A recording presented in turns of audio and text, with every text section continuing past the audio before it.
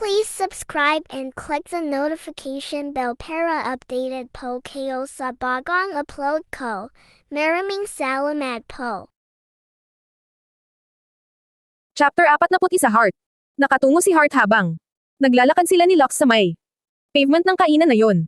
Ang sarap ng hangin sa paligid dahil puno ng mga bulaklak at iba't ibang halaman. Ang lugar, mapresko roon at payapa. Siya, nakakapagpa-relax ng pakiramdam ang ganong lugar, tapos ay may mahina siyang kanta na naririnig na mula naman sa loob ng kainan. Kung hindi siya nagkakamali, ay Till I Met You ang kantang yon. Lalo siyang nai-in-love. Tapos na silang kumain at nagpapahilan na lang. Daig pa niya ang idinuduyan sa alapaap. Hindi siya makapaniwala na nag-date sila. For him, this might be only an ordinary moment, an ordinary dinner. But not for her. First date niya ito. Hindi pa siya kailanman nakapag-dinner na lalaki ang kasama. Ang unang pagkakataon niya ngayon ay mismong lalaking ginugusto pa niya. Ang nasa tabi niya. This is one of the most memorable memories she's going to cherish and remember. Kapag magkalayo na sila, parati niyang babalikan sa kanyang alaala. Totoong tago ang lugar. Wala halos mga tao pero napakamahal ng binayaran ni Lux. Bawal pumasok kapag hindi afford ang entrance. Siguro ay talagang puntahan iyon ng mga may tagong relasyon, for a very high price, she must say. Hindi ka naman allergic sa sigarilyo. Tanong nito sa kanya kaya umiling siya. Ayaw niya sa lalaking naninigarilyo. Pero nakita na niya ito na ganun sa restaurant, pero gusto pa rin niya. Hold my hand, anito sa kanya. Kaya napatingala siya rito. Humihit-hit lang ito ng sigarilyo nakatingin sa kabilang parte ng hardin. Heart crazily looked at his big hand and held it. Tumingin ito sa kanya gamit ang naniningkit na mga mata kaya naman. Parang aalpes na ang puso niya sa ribcage. How's tatay? Tanong nito kaya. Napakibit balikat siya. Maayos-ayos na. Mas mataba na siya ngayon kumpara sa dati. Nakangiti na rin parati. Nakasurvive na siya kahit paano. Salamat sa iyo, sa inyo, she sincerely declared. Why thank you. You are paying it. Anito kaya medyo nakaramdam siya ng hiya. Kahit naman ay bandera ko ang sarili ko kung wala namang bibili, wala rin silbi. Ikaw ang bumili, palusot niya. Para mapagtakpan ang sariling kahihiyan. Hindi naman siya ipokrita para garapalan na talaga ang pagmumukha na hindi na makaramdam ng hiya sa tinutukoy nitong bayad niya. At buti na lang ako ang nauna. Natawa ito, so unlucky for them. Ano namang ibig nitong sabihin?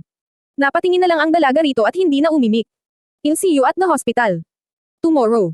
What time will tatay be out? Baka alas 11 na raw. Okay, noted, sabi ni Lux saka sumulyap sa relo. Let's go, baby. I still have something to do. Sige, halika na. Aniya saka medyo nilakihan na ang paghakhang. Hindi pa rin siya nito. Binibitawan at nakangiti siya sa sariling tumingin sa mga kamay nila. Lux. Seryoso ang mukha ni Lux nang dumating siya sa bahay alas 9 medya ng gabi. He just casually walked in and continued his way to the kitchen. Naroon ang mga kasambahay. Kumakain ng gabihan. Good evening po, sir. Anang mga iyon at napatayo pa pero sinenyasan niya na maupo na ulit para ipagpatuloy ang pagkain. Kasunod na niya ang mga tauhan. At kakain na rin ang mga yon. After everything, I want all of you to pack your things, aniya kaya. Napatanga sa kanya ang lahat. Alam kaagad niya na ang isip ng mga iyon ay palalayasin malamang niya pero agad niyang sinundan ang salita. Uuwi na kayo ay mama. No more questions, aniya sa mga ito. Hindi ka ba kakain? Tanong ni Sayani sa kanya, naghanda si I'm full, manang, aniyang hindi na. Pinatapos ang babae sa sasabihin. Tumanggo na lang naman iyon. Bago siya tumalikod, he continued walking to the lift and went upstairs. Tumuloy siya sa kwarto at baliwalang binuksan ang pintuan. Wala roon si Diana at masama man na ipagpasalamat ay nagpasalamat siya. Dumiretso siya sa pag-iimpake. Tapos nahablutan ang luggage sa loob ng malaking aparador. Basta na lang niya hinakot ang mga damit niya at ipinasok doon. Hindi nga niya alam kung bakit siya ang nag-iimpake ay sa kanya naman ang bahay. Lux, boses iyon ni Sayani sa may pinto ng walk-in pero hindi niya pinag-atubilihan na lingunin ang babae. Wala si Diana, umalis. Let he, manang. That's normal. Ang hindi normal ay itong ikaw ang nag-iimpake. Ano na ang nangyayari? Pwede ko bang malaman? Nagpatuloy siya sa paghahakot at Nasa tabi na niya ito maya-maya pa.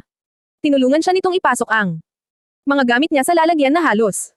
Hindi na nga niya mapagkasyahan ng mga iyon. I'm leaving, manang sayani. Maikling sagot niya, na tila ba wala na. Talaga siyang pakialam pa sa lahat ng pwedeng maramdaman ni Diana. Parang nagbago na siya, anito.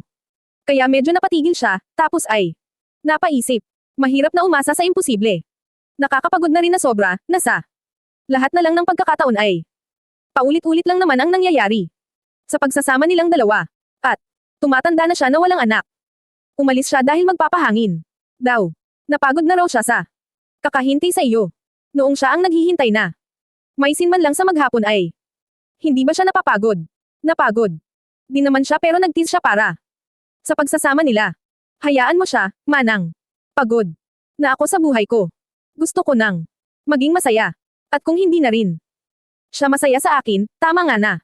Ganito na ang gawin ko. Kinuha pa niya ang isang luggage. At inilagay naman doon ang kanyang mga koleksyon ng relo niya. Hindi niya masabi kung anong klase ng buhay may asawa ang naging buhay niya sa loob ng 3 taon. Hindi na umimik pa si Sayani kaya hindi na rin naman siya nagsalita pa. Alam niyang nalulungkot ito sa naging desisyon niya. Siya rin naman. Plus the conscience but why? Bakit siya ang makukonsensya? Siya ba ang nambaliwala? Masama rin siya pero alam niya ang naging traitor niya kay Diana ay walang kasing ganda. He treated her like his queen. Though she never treated him like her king. Baliwala na yon. They're even. Now, pagkatapos niyang mag-empake, ay hinailan niya ang tuwalya at dumiretso sa banyo para maligo. Nakapa niya ang kanyang smartphone at nagmamadali niyang hinugot. Hindi pa pala niya na ite-text si Hart. May mga messages na yon. Nagtatanong kung nakauwi na siya. Locks, yes, baby. I'm sorry. I forgot to text you. Naghintay siya saglit ng reply nito. Pero wala kaya naman naghubad na siya ng damit para maligo. Pagkatapos niya ay tiningnan niya ulit ang smartphone. Wala na talagang reply si Hart. Hindi siya nakapagpigil. Kaya nag-compose siya ulit pero hindi paman lang niya na-send ay uminit ang ulo niya kaya tinawagan na niya. Matagal yun bago sumagot. What took you so long? Inis na tanong niya rito pero napahagikak ito. Sa halip na nabwaiset sa kanya.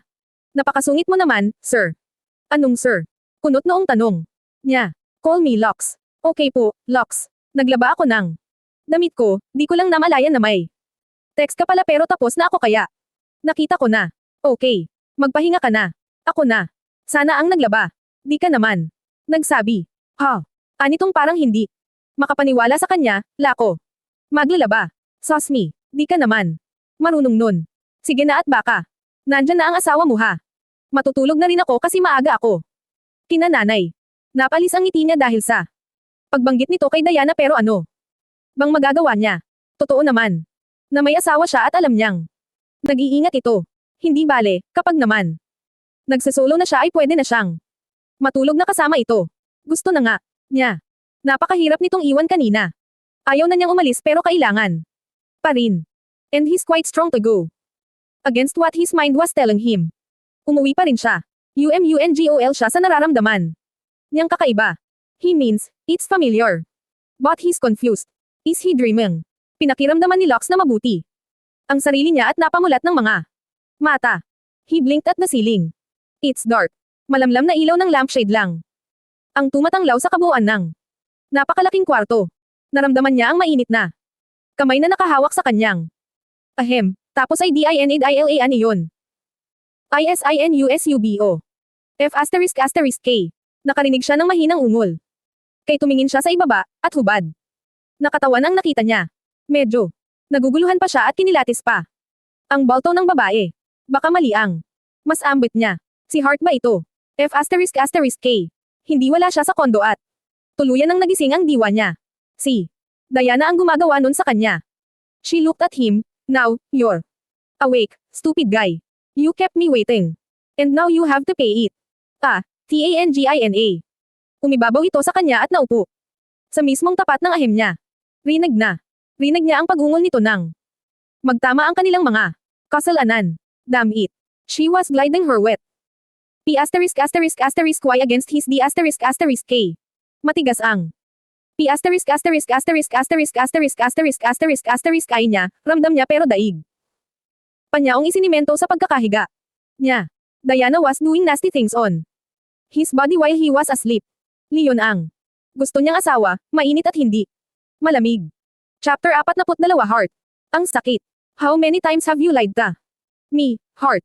Noong una, pinatawad kita. Tapos ngayon ay inulit mo pa. Matalim ang mga mata ni Lux na tumingin sa kanya. Bakit ganito? Ano ba ang nagawa niyang kasalanan at nagagalit ito?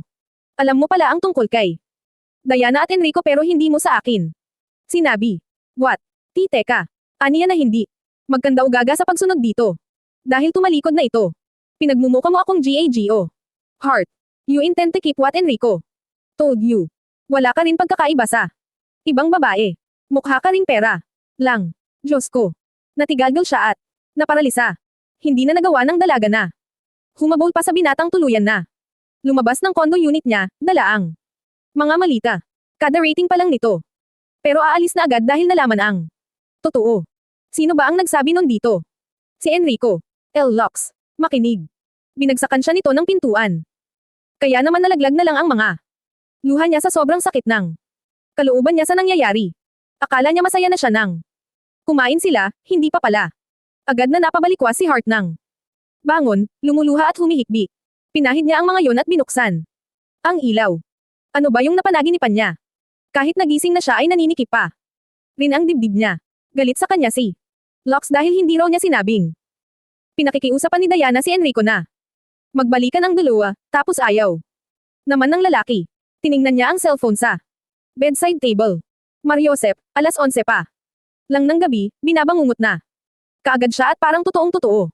May message doon at agad niyang binuksan, saka siya napangiti at napawi ang ikinabibigat ng loob niya. Sir Lux, good night, Heart. Ngumiti siya at nag-compose ng reply. Hindi na dapat niya iyon. Ni-reply pa kasi masyado na siyang pahalota, kaya lang ay hindi naman niya matiis. Heart, good night din. Sweet dreams. Hindi naman siguro niya kasalanan. Kung siya man ay hindi nagsasabi kay Lux nang nalalaman niya. Ayaw niyang makasira dahil hindi naman niya alam kung nagsasabi ng totoo si Enrico. Bahala na ang Diyos na gumawa ng paraan para kay Lux na mabait naman na tao. Basta siya, aalagaan niya yon. Habang magkasama pa sila, at mamahalin niya ng lihim. Lux. He mentally shook his head. Heart. Was etched in his mind and he couldn't cheat on her. S*T. Tama ba yon? Ang kabit niya. Ang ayaw niyang pagtaksilan sa mismong tunay at legal niyang asawa. Hinawakan niya si Diana sa balakang at itinigil ito sa ginagawang pagkiskas ng ahem sa kanya. Napatingin ito sa kanya at kahit na may kadiliman ang kwarto ay nakikita niya ang nagtatanong nitong mga mata. Ilpi, aniya rito sa kanya. Ibinaling ang mukha sa kabila. Bumantong hininga. Mamaya na, ani Diana na parang nahalata na umiiwas siya. F***K. Hindi niya na kaya. Wala na rito ang interes niya. Kung may paninigas man ang paglalalaki niya, iyon ay dahil normal lang na arousal pero hindi niya interes na makipagtalik. I'm sorry, aniya saka ito pilit na inialis sa ibabaw niya, pero sa maingat na paraan pa rin. He abruptly stood up and pulled his briefs and pants. Nakatulog lang siya, may naghubad na sa kanya. He had a very long day, perhaps that's the reason why he had a deep sleep. Why are you doing this to me, Lux? Madamdamin na tanong ni Diana sa kanya pero nagtuloy-tuloy siya sa banyo. Doing what? Patay mali siya. F***KU. Single ni Diana sa kanya. Kaya bahagya siyang napatigil sa tangkang pagdampot ng sabon. You've packed all your things. You thought I didn't see. Hubad na ako. TANGINA mo. You're offending me. Ha? Galit na patol niya nang humagulal ang asawa niya. Lumabas siya sa banyo at hinarap ito. Offending you, really? Did I ask you to suck my D***K and get undressed? Kusa mo yung ginawa tapos ngayong ayaw ko, sasabihin mo na ipinahihiya kita. Nung mga panahon ba na ako ang humahalik sa'yo at parang diring-diri ka na ayaw mo, anong palagay mo ang naramdaman ko? Don't make this story as if it's just all about you, Diana. Yes, I've packed my things and I'm leaving. Bukas pa dapat.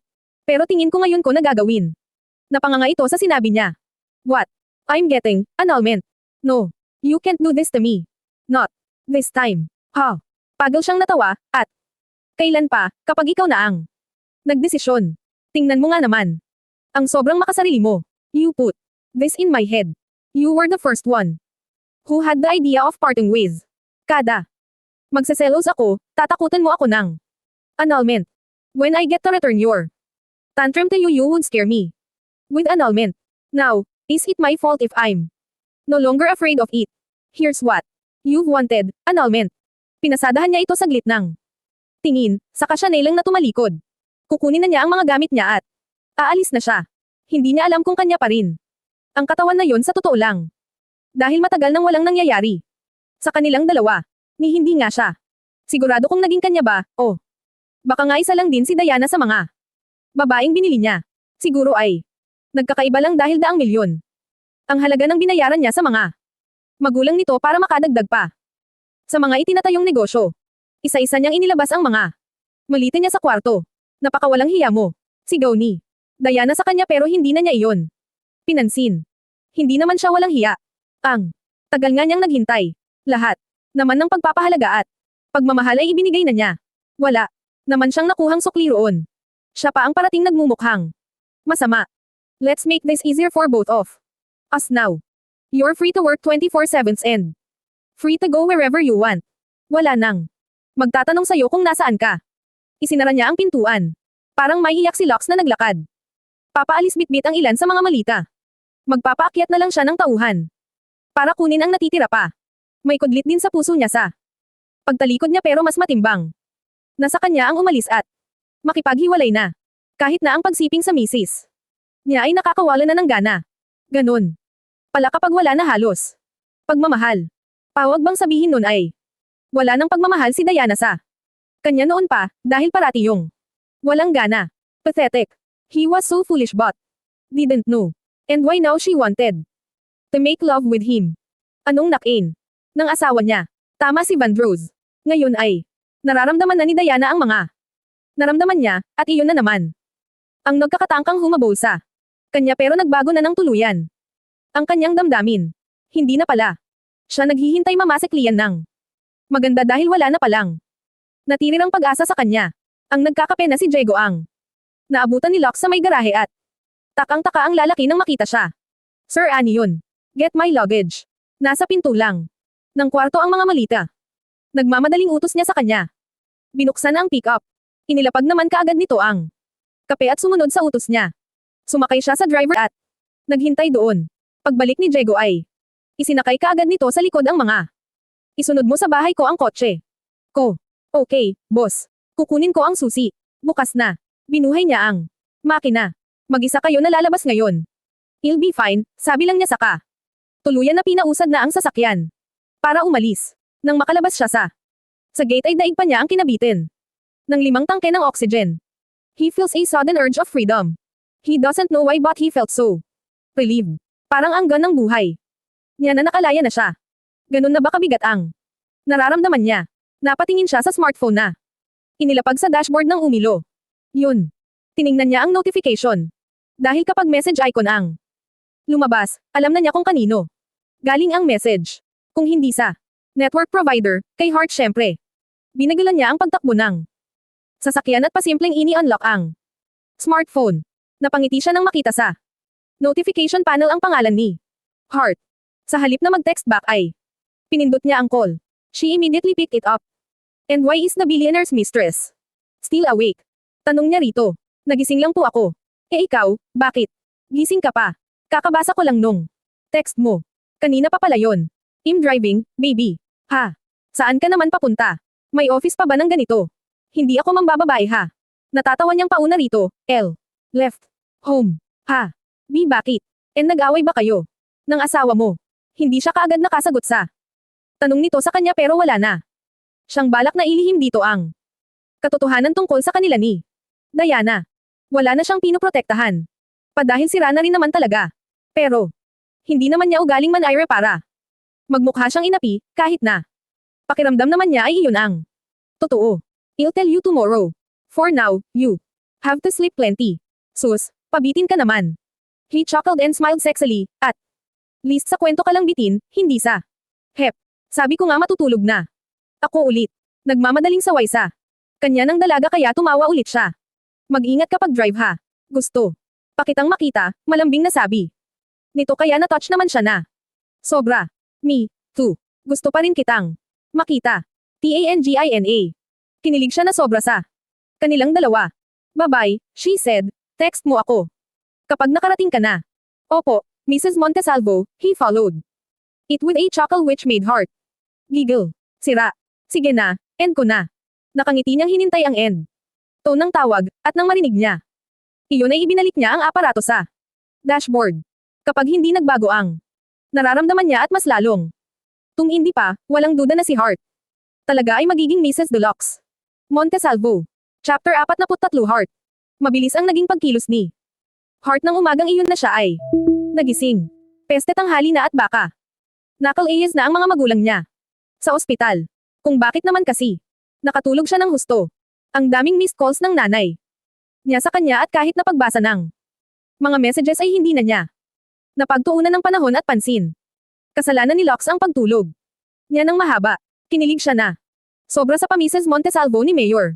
Ani kaya iyon? Hindi man siya dapat na kiligin dahil hindi naman hiwalay ang mag-asawa, hindi pa rin niya mapigilan. Hindi naman siya umaasa o kung ano pero masaya siya at ayaw niyang pigilan ang sarili. Minsan na lang siya maging masaya sa buhay niyang puno ng paghihirap, bakit pa siya magpipigil na maging masaya kahit na sandali? Lumabas ang dalaga sa banyo. Suot ang roba at napamadali sa kama kung saan nakalapag ang kanyang mga damit. Papunta na ako, Nay. Aniya saka dinampot ang isusuot na panty pero ganun na lang ang pagkabitin sa ere ng kamay niya nang bumukas ang pinto ng kwarto ng walang pakundangan. Si Locke. Nauna nang humalimuyak ang amoy nito sa buong kwarto bago pa man ito makahakbang papasok. You didn't lock this door. Nakapasok ako na walang gamit na susi. Nilock ko, pagsisinungaling niya. Pero ang totoo ay nakalimutan niya. Talaga kagabi. Lears are being punished, anito at saka inilang hakbang lang siya. Napapikit na lang siya nang haklitan siya nito sa baywang at marahas siyang kinabig, siniil ng halik sa labi. Napaungol siya at agad na humawak sa batok nito. Tinugon niya kaagad ang mga halik ni Locke sa kanya. Sa kaparehas na paraan. K, mura nito at saglit siyang itinikal, my baby is HORNY. Diyos ko. Nakaramdam si Hart ng hiya dahil doon pero talagang ganun ang nararamdaman niya. Kagabi pa niya iyon nararamdaman. You want me inside you. Paano is? Natanong nito at tumanggaw naman siya. Kinabig ang ulo nito pababa at hinalikan niya. Ramdam niyang naghuhubad ito ng pantalon habang tinutugon ang mga paghalik niya. After a while, he grabbed her thigh and put it on the bed. Niyakap siya nito. Sabaywang gamit ang isang kamay at naramdaman niya ang kirot ng ipasok nito ang P*** sa kanya. Napadaing siya pero saglit lang. Yun dahil napawi na rin naman kaagad. Nang gumalaw ang balakang nito. Napatingala si Hart habang nakapikit. There was his shaft again. Hitting something inside her which made her feel this tingling sensation inside her belly. Hinalikan siya ni Locke sa leeg tapos ay pinagmasdan siya pero wala siyang pakialam. She likes what he does to her body. You're gripping my D.K. too tight. You're coming, baby. Tumanggaw siya at umunggol ng totoong mangyari ang sinasabi nito. Hanggang sa marinig niya ang mahina nitong mura, saka isinagad din ng ilang ulit ang P. Ay sa kanya. He moaned, too and he moaned. Sexily. Hinalikan siya ulit ni Locke kaya naman ganun din ang ginawa niya. Unti-unting humuhupa ang kanyang pakiramdam. That was quick but intense. Nang halos bumalik siya sa realidad ay natindihan niya ito. Kinuha nito ang towel na nasa ulo niya. At pinunasan ang sarili kaya napaawang na lang ang labi niya. Nagmamadali ako, sambit niya. Saka siya tumikim. Ngumiti ito sa kanya at napakibit balikat, sorry. I couldn't help it. Just wipe it and it's gone. Ano pa nga ba? Mamaya na lang. Siya maghuhugas para hindi siya maabala. Wala na siyang hiya na ginawa ang sinabi nito tapos ay nagsuot siya ng PANTY. Locke Saturday on the mattress and watched her but she wasn't bothered. Kung paiiralan pa niya ang pahinhin effect, baka abutin na siya ng bagong taon, di pa siya nakakapagbihis. Anong nangyari sa iyo kagabi? Okay ka lang ba? Tanong niya habang nag-aasikaso ng sarili. I left Diana. Sus, babalik ka din. Asawa mo yun. Kasal kayo, baliwalang sagot niya. She tried her best to sound that it was just a normal thing, a normal topic. For her but it wasn't. Nasasaktan ang kalooban niya pero wala siyang karapatan na maramdaman yon. You think? Tanong nito sa kanya. Nagsusuklay siya ng buhok, na halos hindi na niya maayos na. Nagagawa dahil sa pagmamadali. Tapos ay nagpahid siya ng mga kolorete sa mukha. Oo, asawa mo kasi yon. Marami kang hindi alam, Heart. Medyo napatigil siya pero agad din na nagpatuloy. We've been married for 3 years. But it was only good at first. Halos. Hindi pa nag-isang taon, nag-iba na. Ulit ang treato niya sa akin. She was busy. She was a workaholic. She didn't want me to touch her. She didn't reply to my chats and never bothered seeing them as well. I would understand somehow if she did that for a couple of hours or 3, but for the whole damn day. F asterisk asterisk K, something was really wrong. Tumingin siya rito at pinakamasdan nito. Ayaw niyang umasa na mawawala na ito ng damdamin sa asawa nito. Baka masaktan siya. Galit ito at hindi niya alam kung anong magiging damdamin na nito bukas. Naalala na naman niya ang sinabi ni Enrico sa kanya at nagdadalawang isip siya kung sasabihin ba niya ang totoo rito. Wear your sweater. It's raining. Anito na tumayo na pero nakatanga pa rin siya sa mukha nito. Lux gently wiped her cheek. Parang inaayos nito ang blush on niya. Hindi kaya may iba ang asawa mo na mahal niya. Napakibit balikat lang ito kaya pansamantala na niyang tinalikuran para kumuha siya ng cardigan so aparador. Possible. Hindi ako mapaghinala sa kanya pero baka di ba ex niya yung kapit unit ko? Hindi mo ba naisip na baka may damdamin pa rin ang asawa mo sa kanya? Baka lang ha. Huwag kang magalit. Ha? Hindi ko naman sinasabing meron. Talaga, she said, wearing her cardigan. Tinulungan siya nitong isuot yon. Baka rin. Who knows, but I know. Longer care whoever it is. If she has or she has none. Let's go, baby. Tumanggaw siya at sinulyapan ito. Parang wala lang talaga rito ang lahat. Kinuha nito ang bag niya at natigalgal pa siya sa akto na yun ni Lux. Nauna ito sa pinto at binuksan. Iyon kaya naman lumabas na siya sa kwarto. Mabait ito. Leon ang talagang pagkakakilala niya rito at nakita naman niya iyon nang pumunta sila sa firm ng asawa nito. Baka matagal na rin itong nagtitiis talaga at naniniwala siyang hindi ito basta naninira lang. Dahil nagmamatch naman ang kwento nito sa sinabi ni Enrico. Pwede ko bang itanong kung paano na ex ng asawa mo si Enrico? Aniya kay Lux nang sumakay sila sa pick up nito. Well, he was her boyfriend before she met me. Sa pagkakaalam ko, si Enrico ang nakipaghiwalay kay Diana. For a reason I never intended to find out. Nakakita ako ng pagkakataon na lapitan siya, at naging kami, inalok ko. Nang kasal ang parents niya, pumayag sila at pumayag siya. For all those years, I think I realize now that perhaps she only used me to forget him. Tapos bumalik siya at nagiba na. Sa iyo ang asawa mo, sagot niya kaya. Napasulyap ito sa kanya. Merit spotted, biro nito sabay. Tawa kaya natawa rin siya. Sira ka talaga. Sumeryoso ito kapag kwansa ka. Siya pinasadahan ng tingin, that's possible, especially she was his consultant regarding his business. Kaya naman pala sabi ni Enrico ay nakikiusap ang asawa mo na. Ay divorce na nun ang asawa at magbalikan na sila, aniya at hindi na niya napigil pa. Baby. Kunot noo ito sa rearview mirror kaya napatungo siya at kinalikot ang chain sa bag niya. Sorry hindi ko sinabi kaagad. Natakot ako na baka masamain mo at sabihin mo sinisiraan ko ang asawa mo. Noon nakita mo kaming nagkukwentuhan ni Enrico sa balcony. Nakapagkwento siya sa akin na galing siya sa out of town meeting pero sinundan daw siya ng asawa mo. Tapos, ayon, sinabi raw na mag-divorce na sila ng asawa niya at i-annul ka. Natawa ito at nailang kaya. Napatingin siya. Kumurap siya. Nakikita niyang nasasaktan pa rin ito kahit na nakangiti ito sa sarili. Pero ayaw na raw ni Enrico kaya umuwi na lang sa dito sa Makati tapos uuwi na sa abroad saglit. Totoo naman. Daw kasi na maghihiwalay na sila nun. Asawa niya pero hindi naman alam ng asawa mo. So, Diana was insisting for them to reunite. That's quite funny and so low class, ngumisi ito na tila nakakainsulto. Yumuko siya ulit pero ramdam niyang tumingin ito sa kanya saglit. Habang nagmamaneho, bigla nitong hinawakan ang kamay niya kaya napatingin siya sa mukha nito. I believe you, he smiled warmly at her and she nodded, because she really left that day though her father was scheduled for a heart surgery. Sorry talaga hindi ko sinabi. No worries, heart. Sa mundo ko na. Parang lahat ng tao sinungaling at mapagpanggap, ikaw na lang ang Pinagkakatiwalaan ko bukod sa mga kaibigan ko at kay mama. Naniniwala ako sa'yo. Muli itong ngumiti kaya. Ngumiti rin siya at magaan na. Tumango. Salamat. At hindi niya sisirain ang tiwalang iyon ni Locke sa kanya kahit na kailan.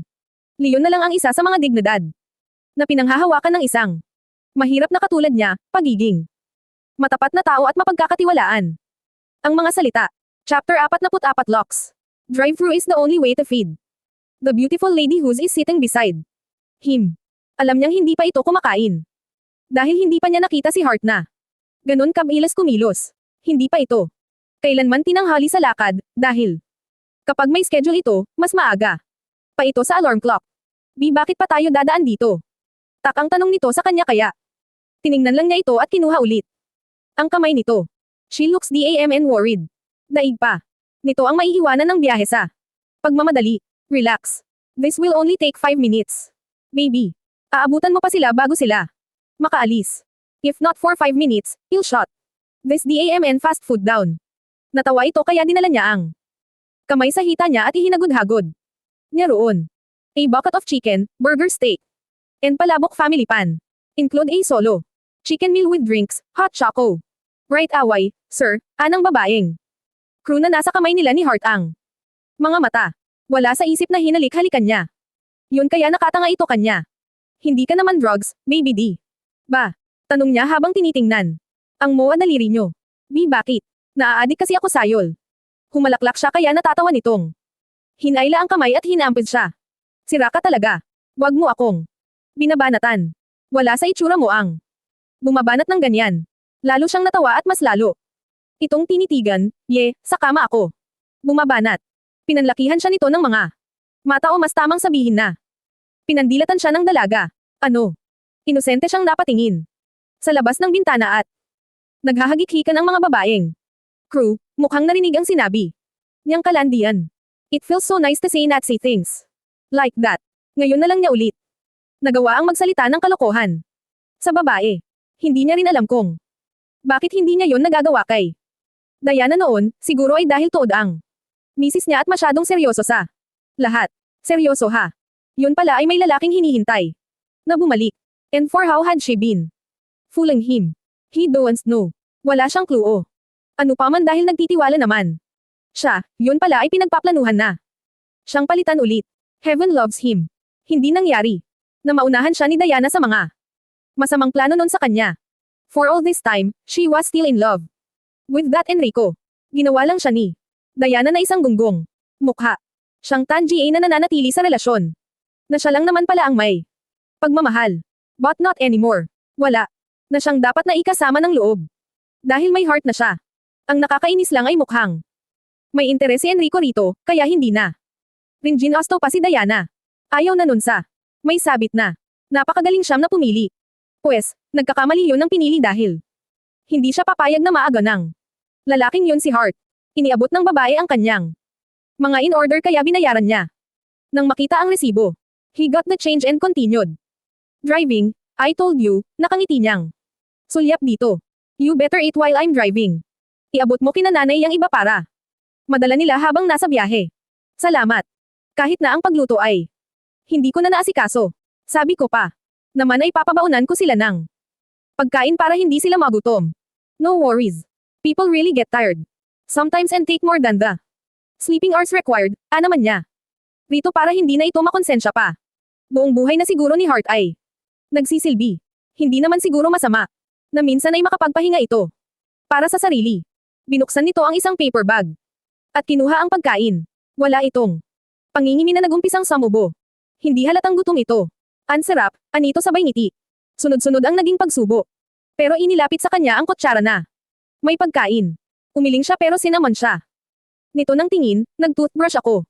Locks laughed and opened his mouth to take the food in. It's not that. Kinakain ko nga buong katawan mo. Toothbrush lang ba magiging problema ko? Hart blushed instantly and glared at him. Nag-almusal na kasi ako kina Mama. I went there early and had breakfast with her. Then, I went to the office. Texted you but I guess you were so busy. Pasensya ka na talaga. Kahit nga si nanay di ko na nabasa ang MOA texts. Antok na antok talaga ako. Did you miss me? Baka kaya hindi Ka nakatulog, biro niya rito pero. Ngumiti ito habang nakatingin sa pagkain. Baka. Tangina. Nakakakilig na pala ngayon ang salitang baka. Kumain ka na dyan bago pa ako. Makaisip na ikaw na naman pang kainin ko. Nagkandasamid ito dahil sa sinabi niya kaya naman natawa siya, pero hindi ito natigil kaya naman. Nag-aalala niyang itinabi ang sasakyan at kinuha niya ang dala niyang tubig. Damn it. I'm sorry, baby, aniya. Saka ito pinainom. Nawala naman ang pagkasamid nito at pinahid ang labi, kung ano-ano kasi ang sinasabi mo. Napahalakhak siyang muli rito. Kasalanan na niyang ganun parati ang nararamdaman niya sa sarili niyo. At ngayon lang siya tumawa ng maraming beses sa buhay niya. Kahit pala ang bagay na yon ay matagal na rin na nawala sa kanya. Liz ang babae lang ngayon ang naging dahilan ng pagbabalik ng lahat sa kanya. Si Hart. Hawak ni Lux ang payong ng bumaba siya sa sasakyan at lumipat sa kabilang side para ipagbukas ng pinto. Si Hart. Nasa parking na sila ng ospital, kaya lang ay medyo nasa malayo sila at kailangan pang maglakad ng dalaga para makarating sa mismong building. Tatakbo na lang ako, anito na. Kanina pa problemado sa payong. Wala raw pala yon sa loob ng dala nitong bag, na basta na lang naman niya binitbit papaalis. Nope, he said to her and wiped her cheek using his thumb. Pinapantay niya ang blush on nitong inilagay. Kanina pa na parang hindi pala pantay. Nagkatitigan sila. Finishing up the blush, aniya rito. Kaya napangiti ito. Lahatid na kita sa may entrance. Baka mabasa ka. Sure ka ba? Baka may makakita rito sa'yo. Saglit lang naman. No one will suspect. Let's go, baby. Dala niya ang mga pagkain at ito naman ay bitbit ang bag. Sinipa na lang niya ang pinto ng sasakyan at saka ito pinayungan. Humawak ito sa braso niya at hinayaan naman niya. The hell he cares if anyone sees. Papunta naman siya sa abogado niya ngayon para sa annulment. Para sa kanya, si Hart ang tipo ng babae na gusto niyang ipakilala sa lahat na girlfriend niya. Hindi siguro ito titulado o mataas ang pinag-aralan. Mayaman o ano paman, pero mabuti itong babae at pinasasaya siya nito. Thank you, anito sa kanya nang marating nila ang entrance ng ospital. Kinuha nito ang mga dala niya. No small talks, baby. Paalala niya. Rito sabay hawak niya sa baba nito. Habang nakatikip sila ng payong. Ha. Small talks kanino? Those who will attempt. Sus, wala naman. Saka nandito. Ako para kinananay, hindi po para makipag-small talk. Makakaalis kang mapayapa na walang small talks, anito. Pa sa kanya na parang inaasar siya. Kiss na, aniya rito sa kasya. Pasimpleng laminga at hinalikan ito sa labi tapos ay pinindot niya ang payong at ibinigay dito. Oh, anong papayungin mo? Umuulan. Babalik ka pa sa sasakyan. Ayaw nitong tanggapin ang payong. Pero umiling siya. Waterproof, aniya lang sabay. Kindat, saka siya tuluyang umalis. He just lifted his coat and covered his head. Mag-ingat ka, pahabol ng dalaga. Sa kanya. I will, baby. It will be so very unmanly for him to bring that umbrella again. Hindi niya. Maaatim na siya ay magpayong tapos uuwi si Hart na walang pandong. Mamaya. More that what his mouth can utter, he feels that he cares for her a lot now. Ayaw niya yun magkasakit na ulit. Worse is masaktan. Pagbalik niya sa sasakyan ay nakita niya ang pag-ilaw at walang habas na pag-vibrate ng kanyang smartphone. He looked at it intently and saw that it was Desir. Tinatawagan siya ng babae kaya naman sinagot niya. Kaagad ang kumare gamit ang kanyang earpiece. Sir, aniya rito. Don't dare check the GC. Nagawawala ang asawa mo. Ano ba? Ang pinagsasabi nito, Lux. Pinagbibintangan niya kaming mga konsentidor daw sa mga kalokohan mo. Sinulsalan ka raw namin na hiwalayan mo Shal. What is she talking about? Kunot. Nuo siya dahil wala naman talagang alam si Diana sa mga ginagawa nila ni Vandross. Kung may problema man, si Vandross ang unang tituwag sa kanya. Kaya nga tinatanong kita. Naiinis na kami, baka ay kick ko ito. Do it, matigas na utos niya. Napakakapal naman ng mukha ni Diana na magwala matapos ang nalaman niyang katotohanan sa dalawa ni Enrico. F***K8. Kung hindi lang masamang magkwento ay ibubulalas niya lahat. At nakukuha na niya ang lahat ng aksyon ng asawa niya. Dahil inayawan yun ni Enrico ay nagbabalik loob sa kanya, kaya trying hard na maging mabuting asawa kuno, pero nasasaktan malamang sa rejection na natanggap mula sa first boyfriend nun. Well, sorry. Hindi siya panakip. Butas dahil minsan na siyang naging Ganon. Mula umpisa ay naging ponakip na siya at sa ikalawang pagkakataon ay hindi na siya papayag, lalo na at may iba namang babae ang mas karapat-dapat na pagtuunan niya ng pansin at pagmamahal, yung babaeng nagpapahalaga rin sa kung anong damdamin niya. Are you sure? I'm sure. Saka na ako magkukwento. Pero hiwalay na talaga kami. She was only looking for a possible person to blame, innocent people to be precise. Remove her from your GC. You said it. Limal do it. I don't want to make friends with a woman who doesn't want to befriend me either. Nawala ito sa linya kaya naman napabuntong hininga na lang siya. Diana will always be Diana. Chapter 45 Heart. Napakabagal ng paghakbang ni Heart kasabay ng inang naglalakad papunta sa exit ng ospital, kung saan naroon ang ambulansya. Nasa kwarto o ang tatay niya at inihahanda pa ng mga health aids. Kung mabibigat ang mga panang dalaga, kumusta naman ang pakiramdam niya? Kahit na napakasaya niya na maayos na ang lagay ng tatay niya, nalulungkot. Siyang uuwi na ang mga ito at hindi na niya makikita araw-araw. Nagkatinginan silang mag-ina at ngumiti sa isa't isa. Huwag ka nang umiyak, anak. Makakauwi ka rin sa atin. Tumanggaw siya pero wala pa rin naman nagbago sa nararamdaman niya. Kailan pa ba siya makakauwi? Napakarami niyang utang na dapat bayaran sa restaurant at mahalaga sa kanya ang bawat oras. Sa oras na makabalik siya sa trabaho ay dadalasan niya ang overtime para makabayad siya kaagad. May kaunti pang pera na natira sa nanay niya. Sabi niya ay magtayo ng maliit na sari-sari store sa harap ng bahay nila, para kahit paano ay may mapagkukunan sa araw-araw. Bilin niya ay itago na ang iba pa para sa gamot at check-up ng tatay niya. Nanay, mag-ingat kayo ni na tatay. Ha? Sagad na tayo sa utang sa restaurant, baka hindi na ako pautangin ng amo ko, bilin niya pa kay Luming. Oo anak. Pasensya ka na saka. Salamat sa pagtityaga mo sa amin. Kahit na wala kaming maitulong sa iyo. Pabigat pa. Hamo at kapag gumanda ang kita ko sa pelengke, hindi na muna kami hihingi sa iyo. Nanay naman, aniya rito, kaya ko naman. Wag mo nang sabihin yan, basta alagaan mo si tatay na mabuti. Oo, nak. Tumigil sila sa tapat ng ambulansya at naroon na ang tatay niya, ibinababa na sa daanan ng wheelchair. Elsie na kay iyon sa loob ng sasakyan. At sumunod kaagad ang nanay niya. Dahil nagmamadali ang ambulansya ng ospital. Mag-ingat kayo ni Gigi, anito pa. Hindi napigilan ni Heart na maiyak. Nang sumakay ang ina niya sa ambulansya, nakatingin sa kanya ang ama, na nakaupo sa upuan. Babay, nay, atay, palom niya.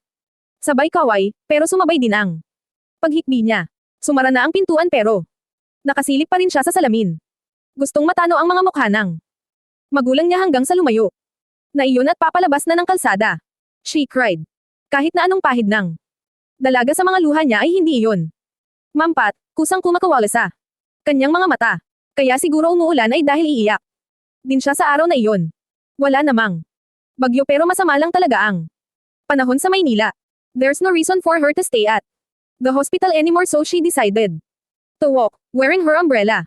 Hawak niya iyon at naglalakad lang. Hindi siya pumara ng taxi o ng jeepney.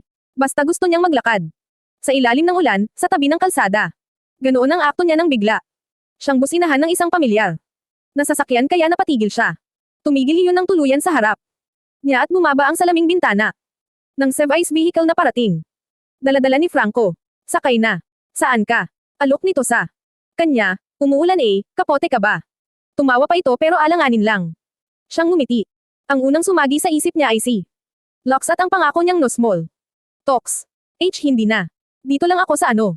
Tumingin siya sa paligid at nakita niya ang 24 hours open convenience store. Dito ako sa tindahan, may bibilhin. Ganun ba? Nabalitaan mo na ba? Nabawasan na ng border sa apartment nyo. May pinatalsik na daw na waitresses ang manager nyo. Napakunot noo si Heart pero wala siyang balak na magtanong sa lalaki. Dahil ayaw na niyang makipag-usap dito. Kahit na hindi nakikita ni Lux. Ayaw niya pa rin na baliin ang pangako niya. Sige, Franco. Lumakas ang ulan.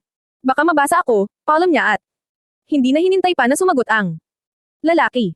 Hindi pa rin ito umaalis sa pinaradahan ng sasakyan nang makarating siya sa tapat ng pamilihan. May kutob ang dalaga na tinitingnan pa siya ni Franco sa side mirror, pero tumuloy siya sa pagliko sa tindahan. Kahit na hindi naman talaga dun ang punta niya. Buwisit na Franco. Maktol ni Hart sa isip. She went inside and looked around. Nakakita siya ng mga tsokolate kaya napangiti siya kahit paano. Naglakad siya para makalapit doon pero nabangga niya ang isang katawan ng tao, o siya ba ang may shelf at di naman niya akalain. Ouch! Why so stupid? Galit na. Single nito at dahil sanay siya na. Kapag may ganong customer sa restaurant, yumuyuko sila at humihingi ng tawad kahit hindi naman sila ang may kasalanan. Sorry, ma'am, magalang na sabi niya at tiningala ito ng kaunti pero nagulat siya nang mamukhaan ito. Tanga. Daldal pa ng babae sa kanagmarcha papaalis. Leon ang asawa ni Lux. Mabilis niyang hinagod ng tingin ang babaeng nakatalikod at kahit napayat iyon ay napakaganda ng katawan, malapad ang balakang at umaalon kapag naglalakad. Agad na sumunod ang dalaga, out of curiosity. Lumabas iyon at siya naman ay tumayo sa may salaming dingding, nakatanaw lang sa babaeng lumabas. Sumakay iyon sa isang kotse.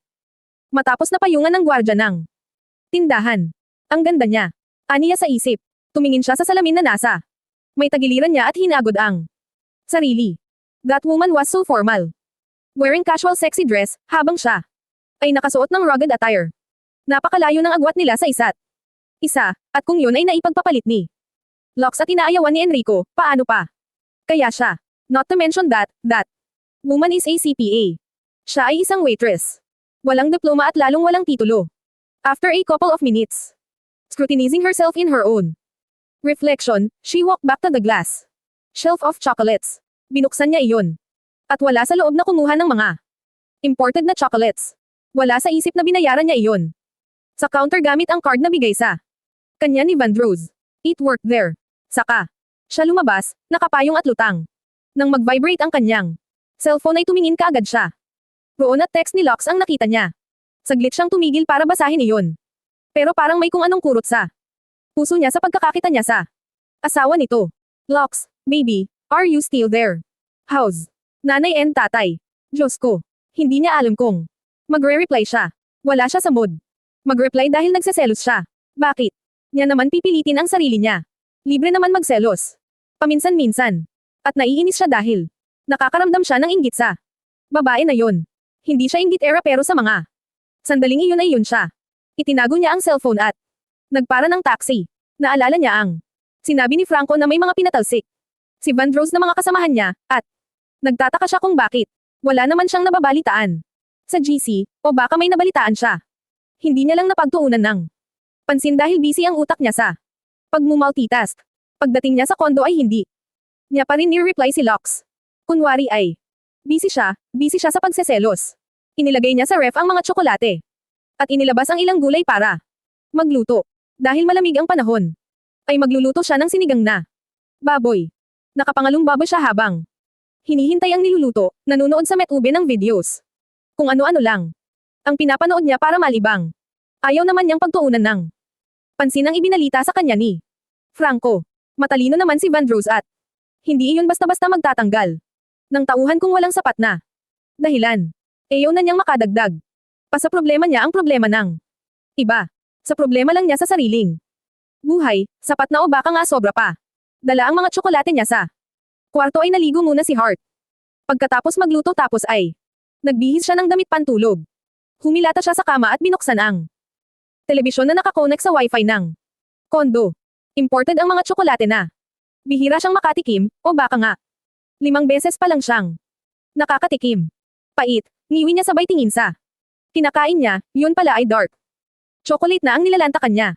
Parang nahihilo siya sa lasa. Hindi. Iyon gawa nun kat-Amos at mas nangingibabaw ang pait. Para siyang bangag na hindi niya maintindihan at niyayaya siya ng antok. Naalimpungatan si Hart nang maramdaman niyang may humahalik sa balikat niya at braso. Saglit siyang nagmulat at ang nakita niyang hawak niyang chocolate. Good evening, Miss Norrens. Anang boses na yon sa may toinga niya kaya agad siyang pumihit, dahilan para mapailalim siya sa katawan nito. Seems like you're intoxicated by these chocolates, nakangiti pa nitong sabi sa kanya. Hindi siya makaimik. She still feels so sleepy but she remembers his wife. While she's looking at his face. Tumikim siya, and nakakahilo yung dark. Hindi ko alam bakit ako nahilo. Perhaps you're not used to the taste. Your tongue prefers sweet chocolates. Hindi mo ako ni-reply, baby. Gabi na. That's not the usual you. May problema ba? Tanong nito kaya. Napakunot noo siya kunwari. Don't lie to me, Anito, kapasya sa. Balakang, sa ilalim ng suot niyang damit pantulog. Kung hindi siya nagkakamali ay panty niya ang hawak nito. Tinupak lang ako, amin niya pero. Tumawa lang ako. You should have told me so. Akala ko. Kung napaano ka na. Hinahaplos nito ang tuktok ng ulo niya at parang gusto niyang pumikit. Ulit dahil dun. Kumain ka na ba? Nagluto ako ng sinigang, pag-iiba niya. Pahalik-halik ito sa leeg niya at inaayos ang sarili sa kanyang ibabaw. Kakain pa lang, he said sexily and beat her jaw. Parang iba ang balak nitong kainin. Sa mga oras na iyon. At tama ang hinala niya dahil bumaba ito sa may pagitan ng mga hita niya, nakangiti sa kanya. He'll take away the tantrum, Lux. Chuckled and kissed her thigh. Napapikit si Hart pero sa pagpikit niya ay parang may kidlat na dumaan sa utak niya. Ang pills, ilang araw na niyang nakakaligtaang inumin.